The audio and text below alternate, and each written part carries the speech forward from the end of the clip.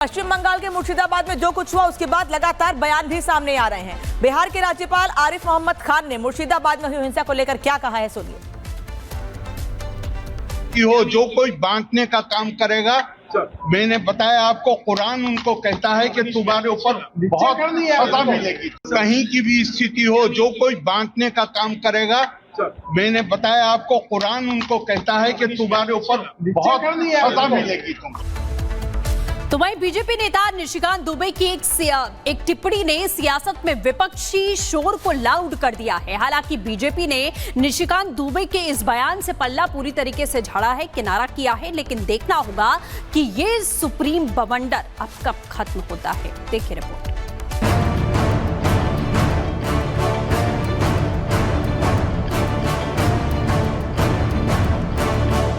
निशिकांत दुबे जैसे लोग यहाँ पर प्रमाणित करते हैं, वो लोग आज सुप्रीम कोर्ट तक के खिलाफ जाने के लिए तैयार हैं, क्योंकि ये लोग अराजक लोग हैं। विपक्ष हो हल्ला मचा रहा है, विपक्ष केस करने की मांग कर रहा है, विपक्ष आरोप लगा रहा है कि माननीय ने सुप्रीम अदालत की अवमानना की है।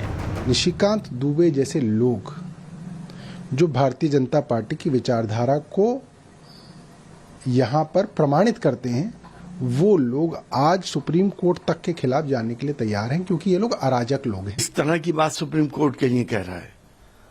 सुप्रीम कोर्ट ने असल मायनों में संविधान को भी बचा रहा है और लोकतंत्र को भी बचा रहा है। सुप्रीम कोर्ट अगर ना होता तो शायद इस देश के अंदर एनार्की हो चुकी होती और प्रजातंत्र खत्म होकर राजतंत्र शुरू हो जाता। निश्चित तौर पर हमला है, गंभीर हमला है, पूरी न्यायिक प्रणाली पर हमला है, संविधान पर हमला है। संविधान न्यायिक विवेचना को सुप्रीम मानता है और ये सुप्रीम कोर्ट के जो सुप्रीम जस्टिस हैं उन्हीं पर हमला करते हैं, चीफ जस्टिस हैं उन पर हमला करते हैं। देखिए, सुप्रीम कोर्ट के खिलाफ इस तरह के जो वक्तव्य लगातार आ रहे हैं, मैं समझता हूँ ये दुर्भाग्यपूर्ण है। कोई भी सरकार रही हो, कभी भी किसी की भी सरकार रही हो, कहीं उसका मनमाना वो होता था तो कोर्ट से रिलीफ मिलता था। कोर्ट ही संविधान के संरक्षक के रूप में कार्य करने का काम। झारखंड के गोड्डा से सांसद निशिकांत दुबे के बयान के बाद बीजेपी के कार्यकारी अध्यक्ष जेपी नड्डा ने साफ साफ कह दिया कि ये उनका व्यक्तिगत बयान है, जिससे पार्टी का कोई लेना देना नहीं। बीजेपी हमेशा से न्यायालय में विश्वास रखती है और न्यायाधीशों का सम्मान करती है।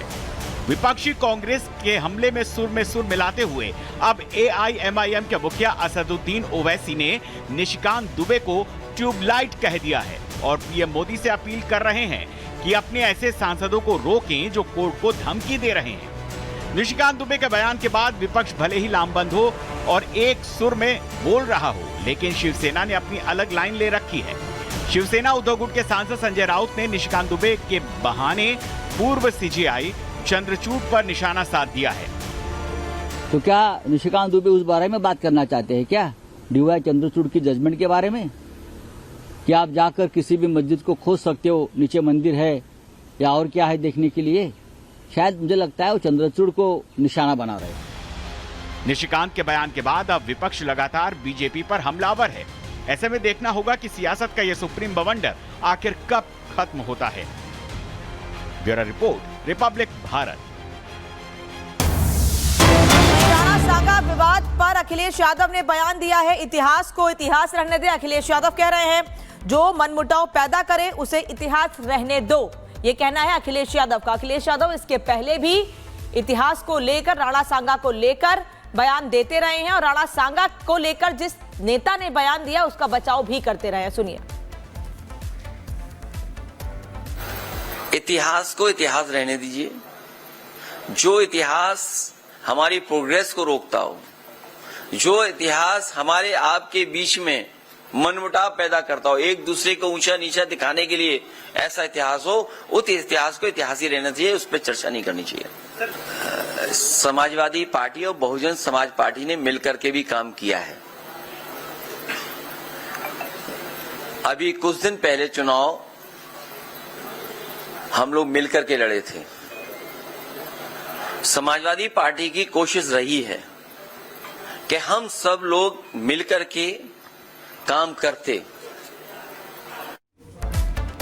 और अखिलेश यादव भड़के हुए हैं। अभी अभी आगरा से वापस आए हैं, अपने सांसद रामजी लाल सुमन से मिलकर आए हैं, लगातार उनका बचाव कर रहे हैं, लेकिन उसके बाद से लगातार भारतीय जनता पार्टी पर हमलावर हैं।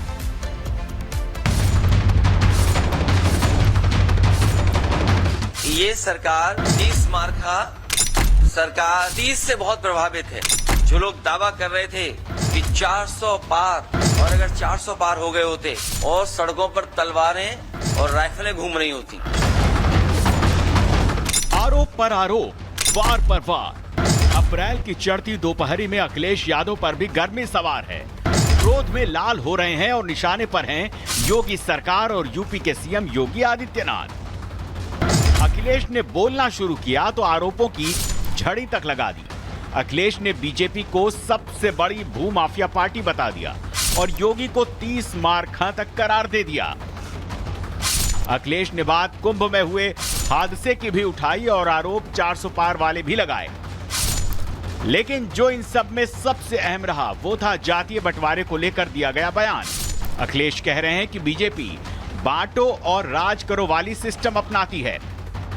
सच्चाई तो ये है, धार्मिक उन्माद और जातियों का झगड़ा या जातियों के बीच में एक दूसरे के प्रति विश्वास न रहना, ये बढ़ाने का काम कोई कर रहा है तो वो भारतीय जनता पार्टी है। जो लोग दावा कर रहे थे कि 400 पार, और अगर 400 पार हो गए होते और सड़कों पर तलवारें और राइफलें घूम रही होती। 19 अप्रैल को आगरा पहुंचकर अखिलेश ने सांसद रामजी सुमन से मुलाकात करके प्रतीकों की राजनीतिक वाली चाल चल दी थी, जिस पर उनको योगी आदित्यनाथ ने खरी खरी सुना दी थी। इस पर अब अखिलेश बोल रहे हैं कि इतिहास को इतिहास ही रहने दीजिए। समाजवादी पार्टी और कांग्रेस देश के अंदर और प्रदेश के अंदर जातीय संघर्ष नया प्रारंभ करने का प्रयास कर रही है। और ये जातीय संघर्ष किस रूप में? आपने देखा होगा, समाजवादी पार्टी का एक विधायक महाराष्ट्र के अंदर छत्रपति शिवाजी महाराज का अपमान करता है, औरंगजेब का महिमा मंडन करता है। समाजवादी पार्टी का एक सांसद प्रदेश में महाराणा सांगा का अपमान करता है, और विदेशी आक्रांता जिसने राम जन्मभूमि के मंदिर को तुड़वाया था, उस बाबर का महिमा मंडन करता है। यह वही कुत्सित मानसिकता है जो दलितों का, गरीबों का, वंचितों का हित नहीं होने देना चाहती है। इतिहास को इतिहास रहने दीजिए। जो इतिहास हमारी प्रोग्रेस को रोकता हो, जो इतिहास हमारे आपके बीच में मनमुटाव पैदा करता हो, एक दूसरे को ऊंचा नीचा दिखाने के लिए ऐसा इतिहास हो, उस इतिहास को इतिहास ही रहना चाहिए, उस पर चर्चा नहीं करनी चाहिए। 2024 की सियासी जमीन पर समाजवादी पार्टी ने योगी आदित्यनाथ से फतह हासिल की थी, लेकिन महाकुंभ के आयोजन और उपचुनावों में भारी जीत ने एक बार फिर चुनावी मैदान में योगी आदित्यनाथ को एज दिला दिया है। इसीलिए इसी एज को काटने के लिए अखिलेश 2027 की सियासी जमीन की तैयारी करने में लग गए हैं। Bureau report, Republic Bharat.